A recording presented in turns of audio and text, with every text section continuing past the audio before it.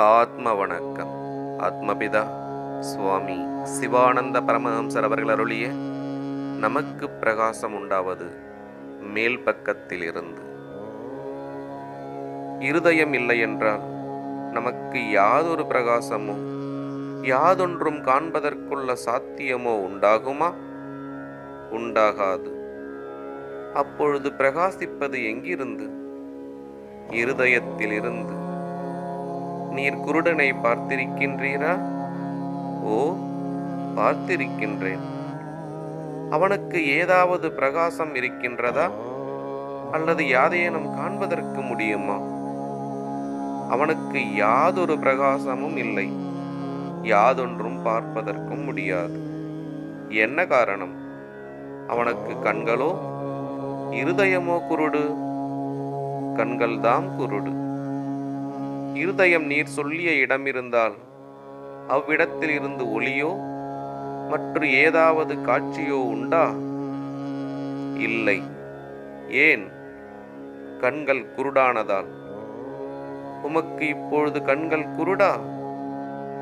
இல்லை.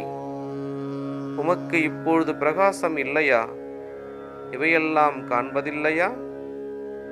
பிரகாசமும் உண்டு, காண்பதும் உண்டு. எனில் உங்கள் கண்களை மூடினால் உமக்கு பிரகாசிப்பதோ அல்லது யாதேனும் காண்பதோ உண்டா? இல்லை. என்ன காரணம்? கண்களை மூடியதால். கண்களை மூடினால் என்னவாகின்றது? இருட்டாகின்றது. ஏன்? நீர் உமது கண்களை மூடினீரா? இருதயத்தை மூடினீரா? கண்களையேதான் மூடினேன். நீர் சொல்லியபடி இருதயம் நெஞ்சிக்குழியில் இருந்திருந்தால் ஏன் அங்கிருந்து பிரகாசிப்பதற்கோ காண்பதற்கோ முடிவதில்லை? கண்களை மூடியதால். கண்கள் திறந்திருந்தாலோ பிரகாசம் உண்டாகிறது. அந்த பிரகாசம் நமக்கு எங்கிருந்து உண்டாகிறது? மேல் பக்கத்தில் இருந்து. அப்பொழுது எப்படி பார்த்தாலும் மேலே இருந்தல்லாமல் கீழே இருந்து பிரகாசம் உண்டாவதில்லை. தவிர ராத்திரியானால் நமக்கு என்னவாகின்றது? இருட்டாகின்றது. பகலானாலோ வெளிச்சமாகின்றது. அந்த வெளிச்சம் எங்கிருந்து உண்டாகிறது? ஆகாசத்திலிருந்து.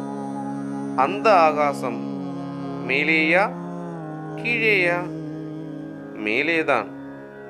அப்பொழுது எவ்விதத்தில் பார்த்தாலும் மேலே இருந்துதான் பிரகாசம் உண்டாகின்றது, கீழே இருந்தல்ல. அதல்லாமல் நாம் ஏதாவது ஒரு விளக்கை பொருத்தி வைத்தால் அந்த விளக்கின் எந்த பக்கத்தில் இருந்து வெளிச்சம் உண்டாகின்றது? மேல் பக்கத்தில் இருந்து. அதில் வெளிச்சம் உண்டாவதற்கு என்ன வேண்டும்? அக்கினி, அதாவது நெருப்பு வேண்டும்.